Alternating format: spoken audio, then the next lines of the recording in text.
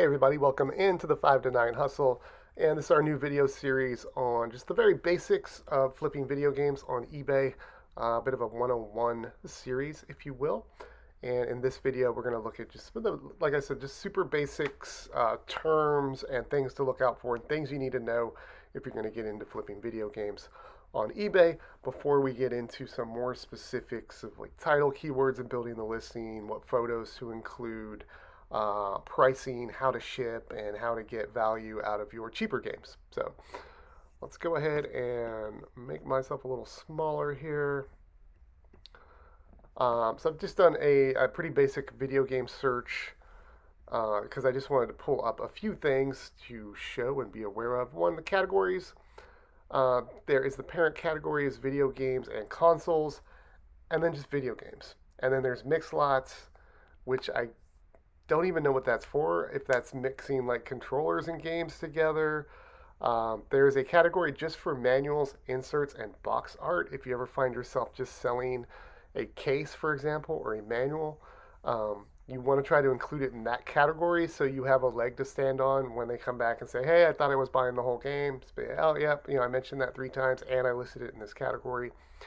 And then there's also one for original game cases and boxes. Boxes being older games like original Nintendo, Atari. They actually came in a retail cardboard box, and collectors want those boxes.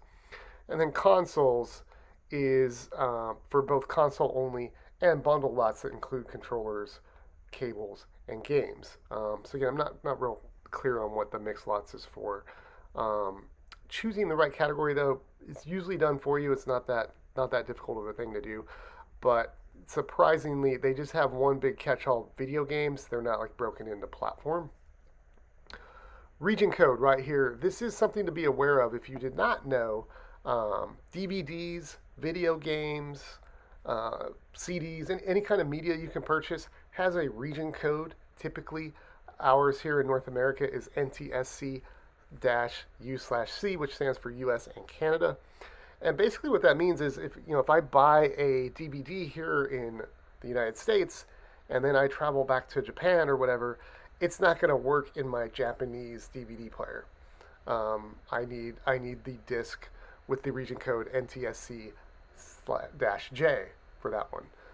And there's also the PAL region. That is what I come across most often. It's just something to be aware of, and it probably is dependent on your area too, how often you'll come across that kind of stuff. But I have come across the PAL version of some Mario games before, and you want to be really clear if you're selling that, hey, this will not work with your normal North American video game system, right? It's almost always on the back, either in that code, or you'll see something like for Japan only, or just in the fine print, this is for consoles in North America, US, Canada, Mexico, that sort of thing. Not that big of a deal, but it's good to know that that exists and check for it. The genre, a lot of times that's not that hard to pick. The release here, I'm not that concerned about. Publisher, this is something that seems to confuse people. The publisher is not the person that made the video game console. Like in this case, I've searched for Madden game, and we have a bunch of people that mark the publisher as Microsoft because I searched for Xbox 360, which is Microsoft's console. The publisher in this case is EA Sports, not Nintendo, not Microsoft, not Sony. It's who actually made the video game, and then they made that game for someone else's console. This is what I really wanted to get in though, is condition. So the vast majority of categories on eBay, you've got new and used. Or you might have new other, and used. In some vintage categories, condition doesn't apply because it's assumed to be used or whatever. Video games, you've got brand new, like new, very good, good, and acceptable, and really no guidance as to what those mean. Like you might have with trading cards. There's a whole grading system, and coins. There's a whole grading system, and it's well defined what those different levels mean. Video games, I don't know. So brand new is obvious. If it's new and sealed in the plastic, it is brand new. To me, like new would only be a situation where hey, this is new, but the plastic got removed. It's never been used. I would never describe something that has been used as like new. That's just me. That's up to you. Very good, I would say, is a game, if it's a disc game, and you cannot see any scratches on the disc at all. Good is where I list the vast majority of my games, just to be on the safe side. I call it good. And acceptable, to me, is one I will use if I only have the disc of a disc game or I only have the cartridge of a cartridge game. I'll call it acceptable, not so much based on whether or not the game works, but just that I don't have all the stuff that goes with it. And that's about all we need to know in terms of some of those item specifics. So, and something else to be aware of is different versions of games exist. And I don't mean the sequel and the prequel and part 3 and part 4, but different versions of the same game. And I don't even mean like, of course, there's different versions for different consoles. There's the PS4 version, the Xbox One version. But within that, within each console, you might have different versions of the exact same game. And so on this screen here, I've searched for the word Walmart in the video game category. And you'll see here, like Tomb Raider, we have a Walmart exclusive. Madden NFL 25 also says Walmart exclusive bonus edition.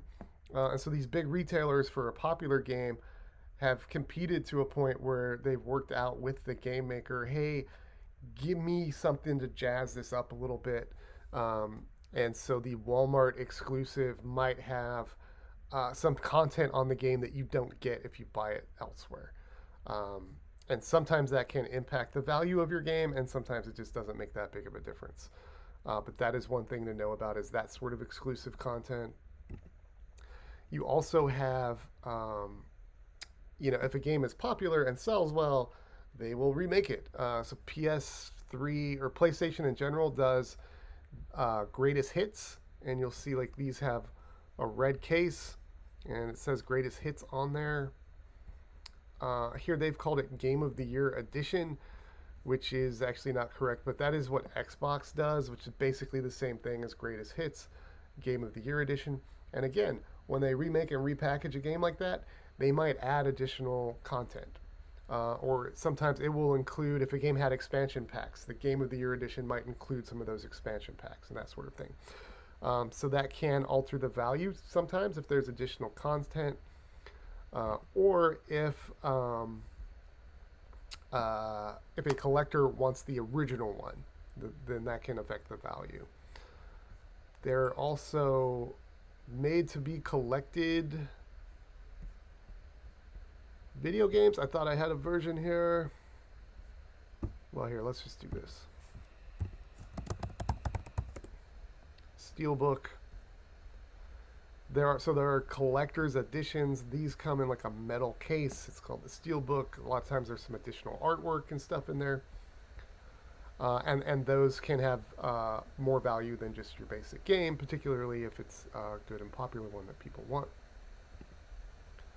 One thing to know with PlayStation, both PlayStation 2 and 3, the original versions of the game tend to come out with the black label. It has this black strip at the top. The greatest hits ones we talked about have the red strip at the top. And there are games from a collectability standpoint where the black label will be worth more than the other. So it's just to be aware of and make sure if you've got a black label game or a red label game, go ahead and check both when you're listing. And if it is one that it makes a difference, you don't want to be listing too high or too low depending on what you got. So a couple other things to know with video games and terminology. We have right here above me, see this one says CIB right there. CIB stands for complete in box. So the buyer of that game is going to expect to have the case, the disc, and the manual. That is what complete in box means. See the one above it? They've mentioned that is the red label, no manual, and then tested. Tested indicating, hey, I tried this game in a PS2 and it worked for me. The other thing to know, you will see games listed as disc only. If you only have the disc, you want to put that in your title. Um, I don't use the term CIB. I feel it can be a little weird, particularly with the older games where they're wanting both a case and a retail box. I will just use the word complete if I have everything in my title. If I don't have everything, like I said, if it's just the disc only in the title. If I have the case but not the manual, I'll say case and manual in the title. And I do typically put tested in my title as well, just to indicate that I know the game works. And that's really about it to get going. You want to know there's different versions of the same game. The conditions can be weird. Um, I always go on the safe side and say good, even if something I think is very good. I'm not going to call it like new. And then, knowing the difference between complete in box, disc only, and that kind of stuff.